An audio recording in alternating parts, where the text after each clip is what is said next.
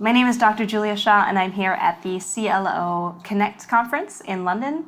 And today I'm giving a talk on why we misremember things. So in particular, I like to call this memory hacking, sort of where we get things wrong and also how we can make our memories better, how we can make things more memorable.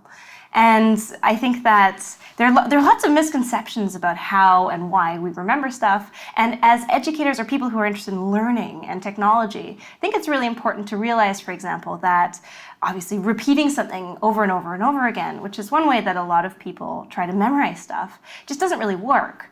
And it all has to do with how our brain fits together and how your memory is really this network, and you want to harness and make as big of a network as possible.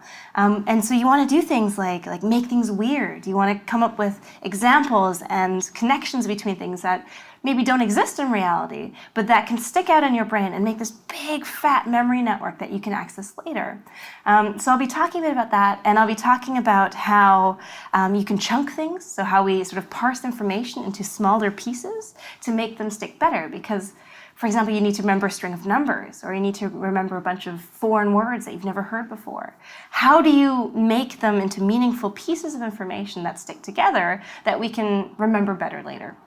So that's what we'll be talking about. And then there's this key piece of misinformation, which is what my research really focuses on. They're also called false memories. So when someone gives you something that's wrong, or you give them something that's wrong in terms of information, misinformation, then that can become a false memory. So you can think that you did or learn something that you didn't. And so I think learning how the brain and how memory makes errors can really give us a lot of understanding as to how we learn in general. And so realizing, why are you mistaking Ed with Sue, or why are you repeatedly getting the number wrong, sort of consistently wrong, is, I think, as interesting a question as why can't you remember it at all, or why have you forgotten it?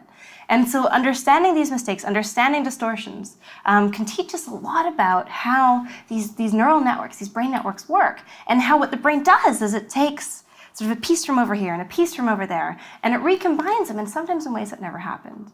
And so what you want to do is make the network strongest for the things that are important, for the concepts that are core, that are related, and we'll be having fun with that and practicing it with word lists and different kind of grocery lists to see how do you make things that don't seemingly are totally unrelated, how do you make them sort of make sense together, and how can you animate them, how can you illustrate them to make them more memorable.